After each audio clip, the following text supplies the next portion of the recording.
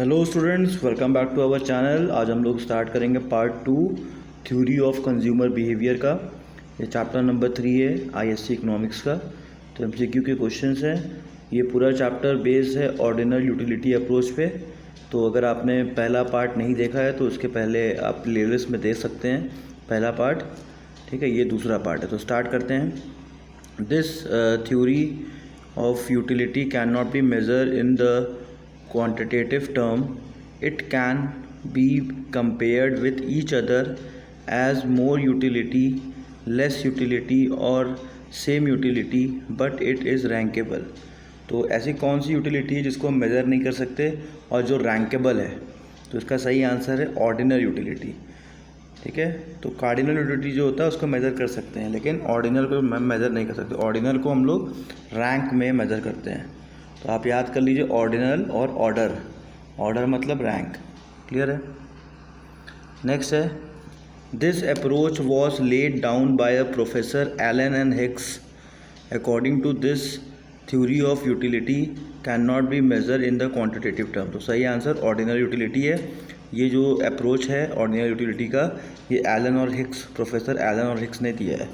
तो नाम याद रखिए, एग्ज़ाम में कई बार पूछ सकता है। नेक्स्ट है, it is a consumer if the consumer between various bundles of goods of two goods prefer the bundle which has more of at least one of the goods and no less of the other goods as compared to the bundle, तो इसको हम लोग बोलते हैं monotonic preference. Next आते हैं, it is a set of those combination of two goods which offer the consumer same level of satisfaction so that the consumer is indifferent across any number of the combination of his set। तो इसका सही answer होगा indifferent set। तो यहाँ पे देखिए एक चीज़ लिखा हुआ है कॉम्बिनेशन ऑफ टू गुड्स, तो क्लियर हो गया आपको। So the consumer is indifference across the, यहाँ पे होता क्या है, एक जो कंज्यूमर होता है उसको सेम लेवल ऑफ सेटिस्फैक्शन हर जगह पे मिलता है। एक इनडिफरेंस कर्व पे जितने भी पॉइंट्स होते हैं, ठीक है, उस पर कंज्यूमर को सेम लेवल ऑफ सेटिस्फैक्शन मिलता है। तो उस पर्टिकुलर कॉम्बिनेशन को हम लोग बोलते हैं इनडिफरेंस सेट। नेक्स्ट है, a curve which is graphical presentation of indifference set. अब इनडिफरेंस सेट को जो हम ग्राफ पे दिखाते हैं तो उसको क्या बोलते हैं? Showing the different combination of two commodities between which the consumer is indifferent. तो अगर सेट को ग्राफ पे दिखाएंगे तो उसको हम बोलते हैं इनडिफरेंस कर्व। तो कंफ्यूज मत होइएगा, मैप नहीं बोलते हैं। ठीक है, तो इसका सही आंसर है point number first, indifference curve. Next है, it refers to a set of indifference curve corresponding to the different income level of the consumer. A curve which is to the right and above another indifference curve correspond to the higher level of income and therefore represent the higher level of satisfaction। तो इसका सही answer है आपका indifference map. Indifference map है क्यों? क्योंकि indifference map में क्या होता है कि हमारे पास ढेर सारे इंडिफरेंस कर्व होते हैं, IC1, IC2, IC3, IC4। तो अगर IC1 आपने एकदम नीचे बनाया है तो IC2 उसके ऊपर बनाया है, तो उसका मतलब क्या है कि IC1 से IC2 को अगर कंपेयर करें तो सेटिस्फैक्शन का लेवल IC2 में ज़्यादा होता है। मतलब जैसे जैसे आप ऊपर कर्व बनाते जाएंगे वैसे वैसे ये दिखाई देगा कि कंज्यूमर का सेटिस्फैक्शन बढ़ रहा है। ठीक है, तो उसका तो जब ढेर सारे कर्व एक साथ बनाते हैं हम तो उसको हम बोलते हैं इनडिफरेंस मैप। तो सही आंसर है पॉइंट नंबर 2। नेक्स्ट है, a collection of indifference graph is called. तो इनडिफरेंस जो ग्राफ होता है उसके कलेक्शन को हम क्या कहते हैं? तो उसका भी सही आंसर आपका इनडिफरेंस मैप ही है। ठीक है, तो ऊपर का भी आंसर इनडिफरेंस मैप था, इसका भी इनडिफरेंस मैप ही है। अगर सारे ग्राफ्स को एक साथ बना दें हम इनडिफरेंस कर्व के अलग अलग, तो उसको हम इनडिफरेंस मैप ही कहेंगे। The dash states that the consumer will distribute his income money between two goods in such a way that the utility derived from the last rupee spent on each goods is equal. तो इसको हम बोलते हैं law of equi marginal utility. Law of equi marginal utility में क्या होता है कि जो कंज्यूमर होता है अपने पैसे को इस तरीके से दो गुड्स में खर्च करता है, ठीक है, कि उसका जो सेटिस्फैक्शन है वो इक्वल होता है हर एक कॉम्बिनेशन का. तो यहाँ पे आपको ये समझना है जो भी वो लास्ट रुपी स्पेंड करता है गुड्स पे वो इक्वली खर्च करता है. तो उसी को हम लोग बोलते हैं law of equi marginal utility. सब डेफिनेशंस याद कर लीजिए, सब आते हैं एग्ज़ाम में, ठीक है. नेक्स्ट है प्रॉपर्टीज़ ऑफ इनडिफरेंस कर्व. तो प्रॉपर्टीज़ हमारे पास ढेर सारे हैं, 5 प्रॉपर्टीज़ हैं. इसको 2 क्वेश्चन में मैंने बांट दिया है, इसको आप लर्न कर लेंगे अच्छे से. It slopes downward from left to right, पहला हो गया. इनडिफरेंस कर्व और इनडिफरेंस कर्व आर होगा, यहाँ पे और लिखा हुआ है, सही कर लीजिएगा. Indifference curve are convex to the origin. Indifference curve will never intersect each other. फिर उसके बाद है a higher indifference curve represent higher level of satisfaction. फिर है indifference curve neither touch X axis और वाई एक्सिस. तो ये आप अच्छे से लर्न कर लीजिएगा, ये इनडिफरेंस कर्व की प्रॉपर्टीज़ हैं, ठीक है. प्रॉपर्टीज़ एग्ज़ाम में पूछ सकता है. और बाकी अभी और क्वेश्चंस आएंगे प्रॉपर्टी को आपको कैसे पहचानना है, ठीक है. An indifference curve slope downwards from left to right. तो लेफ़्ट टू राइट अगर इनडिफरेंस कर्व आ रहा है तो in other words an indifference curve is, तो उसको हम क्या बोलेंगे. तो लेफ़्ट टू राइट आ रहा है, ठीक है, तो उसको हम बोलेंगे निगेटिवली स्लोप्ड, ठीक है. और अगर राइट टू लेफ़्ट कुछ होता मगर इनडिफरेंस कर्व तो नहीं होगा, राइट टू लेफ़्ट होता तो उसको हम पॉजिटिव स्लोप कहते हैं, ठीक है. या इसका सही आंसर नेगेटिव स्लोप है. उसके बाद है it refers to the number of unit of goods Y which the consumer is willing to sacrifice for an additional unit of goods X. इसका सही आंसर है आपका marginal rate of substitution. Marginal rate of substitution में क्या होता है कि हम एक गुड्स खरीदने के लिए दूसरे गुड्स का सेक्रीफाइस करते हैं, ठीक है ना. मान लीजिए गुड्स वाई अब हम खरीद रहे थे, ठीक है, अब हमको गुड्स एक्स खरीदने का मन है, तो अब हम गुड्स वाई को सेक्रीफाइस करेंगे तो तभी गुड्स एक्स खरीद पाएंगे. ये कॉन्सेप्ट है मार्जिनल रेट ऑफ सब्स्टिट्यूशन का. अभी इसका फॉर्मूला भी देखेंगे हम लोग. तो देखिए ये रहा formula. Marginal substitution is express as, उसका सही आंसर है सेक्रीफाइस अपॉन गेन. ऊपर सेक्रीफाइस होता है, नीचे गेन लिखते हैं, ठीक है. नेक्स्ट है this law states that as more and more unit of X are consumed the consumer will sacrifice less and the less unit of y for each additional unit of x. in other words MRS continuously fall. तो उसका सही answer है law of diminishing marginal rate of substitution, ठीक है. यहाँ पे हो क्या रहा है कि जो हमारा जो भी मैंने आपको एग्जांपल बताया कि जब कोई कंज्यूमर एक्स गुड्स को कंज्यूम पहले से कर रहा है, ठीक है, अब वो क्या कर रहा है वाई को भी थोड़ा मोड़ा कंज्यूम करना चाहता है. तो अब एक्स से वाई की तरफ वो शिफ्ट हो रहा है. एक्स को बंद नहीं कर रहा है लेकिन एक्स को कम कर रहा है. तो एक्स को कम कर रहा है, वाई की तरफ शिफ्ट हो रहा है. तो जो MRS है MRS की क्या स्थिति होगी. तो MRS जो है वो कंटिन्यूसली फॉल होता रहता है. तो उसका आंसर क्या होगा law of diminishing marginal rate of substitution. अब आते हैं next. Dash refers to the purchasing power of the consumer with which the consumer can buy combination of two goods. तो कॉम्बिनेशन ऑफ टू गुड्स कैसे कंज्यूमर खरीद सकता है. तो इसका सही आंसर है कंज्यूमर बजट. तो कंज्यूमर बजट जो होता है वो कंज्यूमर की परचेजिंग पावर को दिखाता है कि हाँ मेरे पास इतना पैसा है और मैं इतने का गुड्स खरीद सकता हूँ.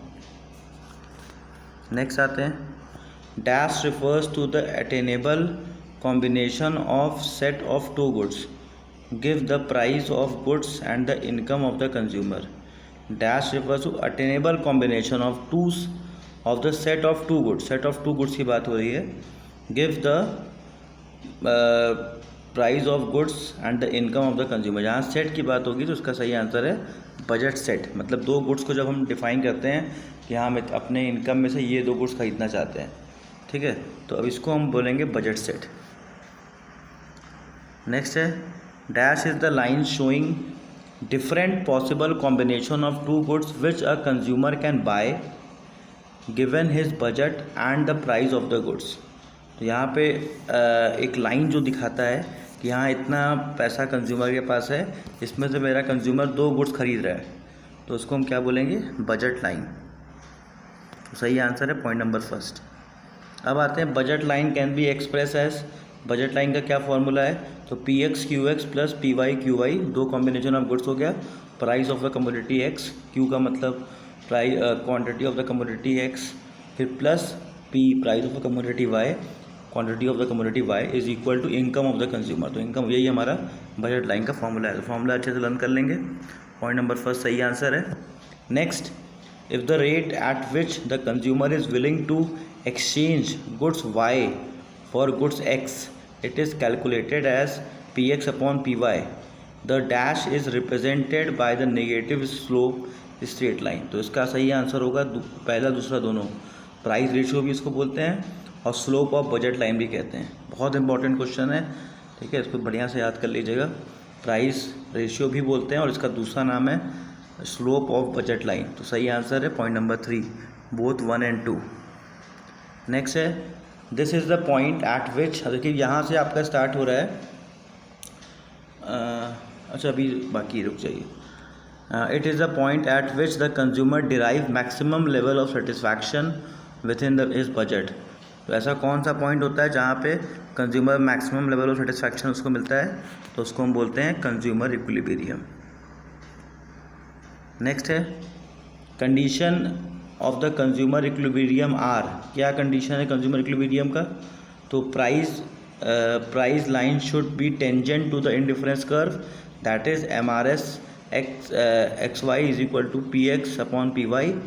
Second point, at the point at which at the point of equilibrium comma indifference curve is convex to the origin. तो ये इसका सही आंसर है पॉइंट नंबर 3। क्योंकि जब आप देखते हो इंडिफरेंस कर्व बनाते हो बजट लाइन के साथ, तो क्या होता है, बजट लाइन पे जो हमारा इंडिफरेंस कर्व बनता है वो टेंजेंट होता है। इंडिफरेंस कर्व जो प्राइस लाइन होता है उस पर टेंजेंट होता है हमारा इंडिफरेंस कर्व। जहाँ पे वो टच करता है, जहाँ पे वो टेंजेंट होता है, उस सिचुएशन को हम लोग कंज्यूमर इक्विलिब्रियम कहते हैं। नेक्स्ट आते हैं, dash means in terms of absolute number, it follow the principle of diminishing marginal utility. तो एब्सोल्यूट नंबर की बात हो रही है, ठीक है, तो इसका सही आंसर होगा कार्डिनल यूटिलिटी। कार्डिनल यूटिलिटी में हम एब्सोल्यूट नंबर लिखते हैं और ये जो प्रिंसिपल फॉलो करता है डिमिनिशिंग मार्जिनल यूटिलिटी का प्रिंसिपल फॉलो करता है। इंपॉर्टेंट क्वेश्चन है, अच्छे से लर्न कर लीजिएगा कि कार्डिनल में क्या होता है, डिमिनिशिंग मार्जिनल यूटिलिटी रहता है और एब्सोल्यूट नंबर होता है। नेक्स्ट है, dash measures in terms of scale of preferences. Preferences मतलब जो अच्छा है उसको आगे, फिर उसके पीछे, फिर उसके पीछे। तो ये जो है ये रैंकिंग का फॉर्मूला है। तो ये किस में आएगा, ऑर्डिनल में आएगा ना। और इसमें कौन सा प्रिंसिपल काम करता है, diminishing marginal rate of substitution. Law of principle लिखिए या फिर law of diminishing marginal rate of substitution. Next आते हैं, concept of consumer equilibrium with the help of indifference curve. क्या कॉन्सेप्ट है, अगर आपको कहा जाए कंज्यूमर इक्विलिब्रियम का सिचुएशन बताइए इंडिफरेंस कर्व के हेल्प से, तो कौन कौन से कंडीशंस होंगे, तो ये तीनों कंडीशन अच्छे से याद करिए। A situation where consumer maximize satisfaction at a given income and a market price. Condition of the equilibrium MRS is equal to price ratio of 2 goods. Third है, slope of indifference curve is equal to slope of budget line. बहुत important है, इसको अच्छे से learn कर लीजिए। अब देखिए यहाँ से प्रॉपर्टीज स्टार्ट हो रही है इंडिफरेंस कर्व की। तो क्वेश्चंस दिए गए हैं, आपको पहचानना है कौन सी प्रॉपर्टीज़ है, तो इसको भी बढ़िया से लर्न कर लेंगे। It shows that more and more commodity implies less of other so that the total satisfaction remain the same. तो उसका सही आंसर क्या होगा, indifference curve are negatively slope और दे आर डाउनवर्ड स्लोप। इसी वजह से होता है, ठीक है, क्योंकि अलग अलग लेवल, अलग अलग जो इंडिफरेंस कर्व होता है, हर एक जो पॉइंट होता है वो दिखाता है कि यहाँ पे जो सेटिस्फैक्शन मिल रहा है वो सब पे सेम है, ठीक है। अब आते हैं next, diminishing marginal rate of substitution. तो इंडिफरेंस कर्व में diminishing marginal rate of substitution क्या दिखाता है, तो पॉइंट नंबर सेकंड सही आंसर है, indifference curve is convex to the point of origin. ठीक है, नेक्स्ट आते हैं, it is often assume that a curve buys a combination of two goods, which properties of indifference curve is. उसका सही answer, indifference curve neither touch X axis not touch Y axis. Point number third. Next आते हैं, each indifference curve represent a different level of satisfaction. तो इसका सही answer है आपका point number 4, indifference curve never touch और intersect each other. तो ये सब बढ़िया से लर्न कर लीजिएगा, एग्जाम में पूछने आने की संभावना बहुत ज़्यादा है। नेक्स्ट है, on the assumption of monotonic preference, which means the greater consumption of a commodity by a consumer give higher level of satisfaction। तो इसका सही आंसर है higher indifference curve represent higher, मतलब एक इंडिफरेंस कर्व के ऊपर जो इंडिफरेंस कर्व बनाते हैं वो दिखाता है higher level of satisfaction. Thank you student for watching. हमारे चैनल को प्लीज़ सब्सक्राइब और शेयर ज़रूर करिए। Thank you.